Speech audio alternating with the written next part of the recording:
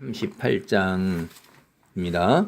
여기에 보면 번제단을 만들고 그 다음에 놋 묻두멍을 만들고 성막 울타리를 만들고 성막 재료에 무엇이 들어가냐면 물자 목록이 이렇게 나오는 이야기가 38장 전체에 걸쳐서 있습니다. 1절입니다.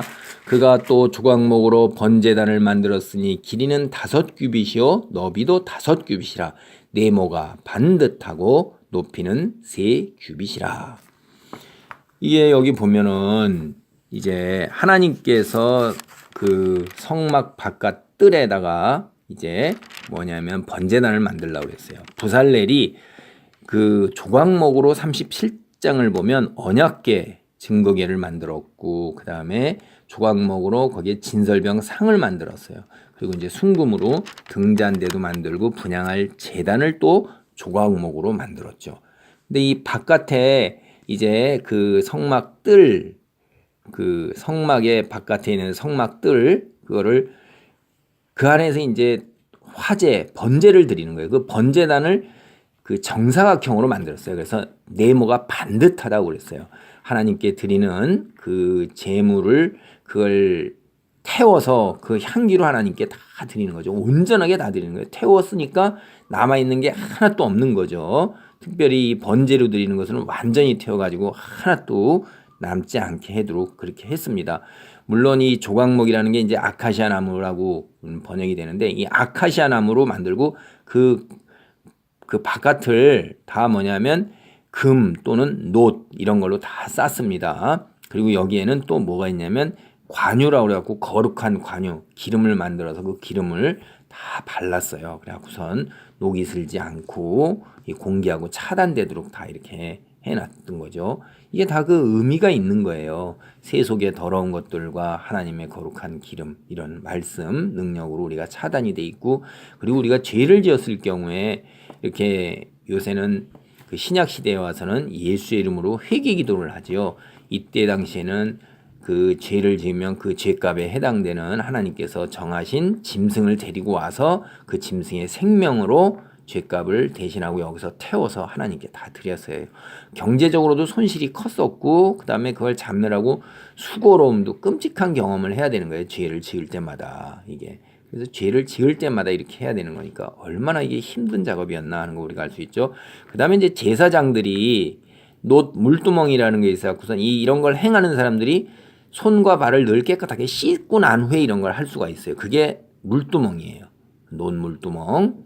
그리고 그 다음에 이제 성막이 있고 성막 전체를 갖다가 이게 이제 직사각형으로 그래갖고선 100규빗 길이가 100규빗이고 가로는 50규빗이에요. 그래서 50, 100 이렇게 하고선 직사각형 모양으로 이제 울타리를 만들어 갖고선 그 울타리를 쫙 쳤죠. 그게 세마포 포장으로 이제 이렇게 싹 하고 거기에다가도 기름을 다 발랐고 그다음에 그 세마포로 만든 포장이 버틸 수 있도록 뭘 만들었냐면 기둥을 만들고 기둥에 갈고리 있고 그 다음에 밑에 받침도 있고 그렇게 하고선 기둥을 쭉 세웠었습니다.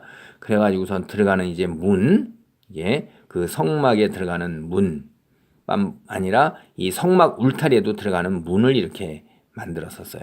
그리고 이제 이런 걸 다 들어갈 때 이게 21절에 보면 성막꽃 증거막을 위하여 레위 사람이 쓴 재료와 물품의 목록, 물목은 제사장 아론의 아들 이다말이 모세의 명령대로 계산하였어요. 그러니까 이게 보면 이다말은 회계를 하고 그걸 다 총괄적으로 물품을 갖다 관리하면서 이 만드는 사람에게 다 제공을 하는 거고 그다음에 22절 유다 지파 울의 손자의 우리 아들인 부살렐은 여호와께서 모세에게 명령하신 이런 것들을 다 만들고 23절에 보면 단지파 아이사막의 아들 오홀리압이 그와 함께 있어서 오홀리압은 재능이 있어 조각하며 청색 자색 홍색 실과 가는 배실로 수놓은 자 또 자기의 재능 가지고선 이렇게 혼자서 하는 게 아니라 재능대로 이렇게 다 합치고 이 밑에 또 휘하에 많은 사람들이 있죠. 그래서 24절에 보면 성소 건축 비용으로 드린 금은 성소 세겔로 29달란트와 730세겔이라고 금이 굉장히 많이 들어간 거예요. 그래서 보통 달란트 하면 일반적으로 쓰는데 이 성소나 왕궁의 달란트 그러면 이거는 일반 세상에서 쓰는 것보다는 조금 플러스 알파를 해서 무게가 더 나아가게 했다고 그러고 이 달란트라는 건 시대에 따라서 조금씩 이렇게 변하기도 했다고 우리가 이렇게 보면 알 수가 있어요. 그리고 25절에 보면 계수된 회중이 드린 은은 성소의 세겔로 100달란트와 1775세겔이니 계수된 자가 20세 이상으로 60만 3,550명인즉 성소의 세겔로 각 사람에게 은 한 배가 곧 반 세겔씩이라.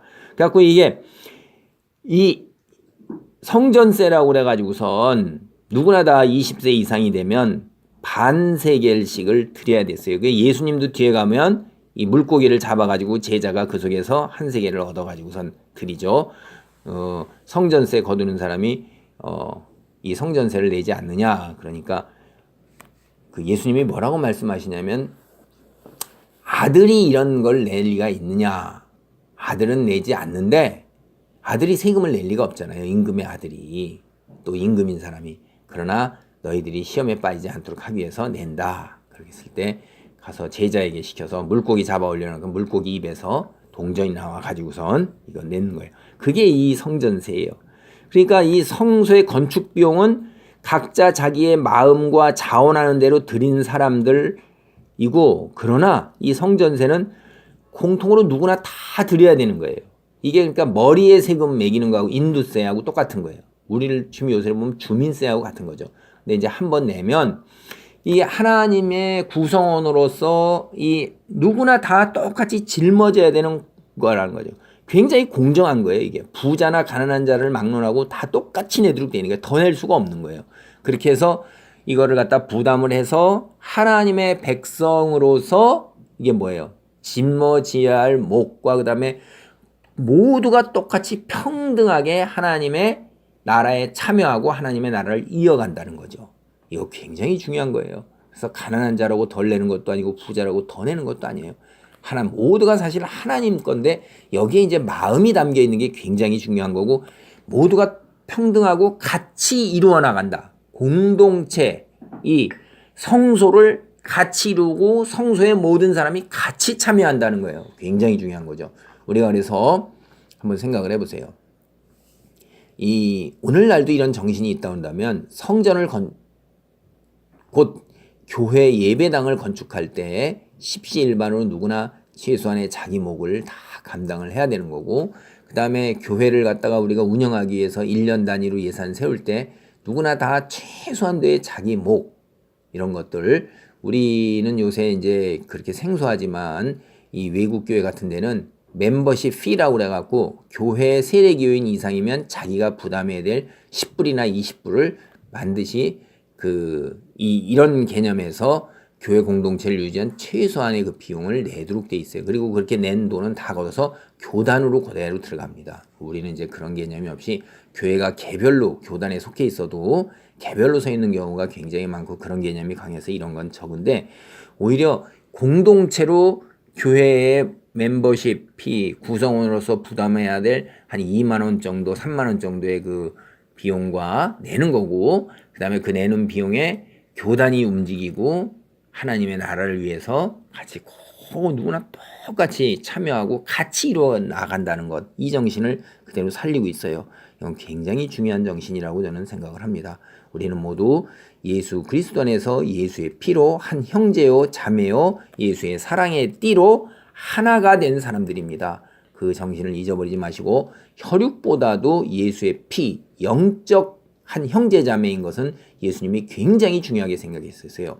예수님의 어머니나 이런 형제들을 누가 내 어머니요 내 형제냐, 그리스도의 안에서 믿음으로 한 형제 자매라는 것을 예수님께서도 직접 가르쳐 주셨습니다. 그렇다고 해서 혈육의 형제를 부인하라는 게 아니에요. 예수님이 그렇게 말씀하시자마자 제자들이 자기의 어머니와 형제로 거둬서 예수님의 그 형제와 어머니를 모셨다 이 말이에요. 그러니까 사랑으로 당연히 모르는 사람도 주 안에서 믿음으로 이렇게 아주 생판 모르는 게 아니라 이 사람들이 얼마나 끈끈하게 얽혀 있어요. 3년을 같이 살았던 사람들이에요. 그런 속에서 서로가 그 한 형제자매라는 의식을 가지고 있는 하나의 공동체라는 것 꼭 기억하시기 바랍니다. 아멘.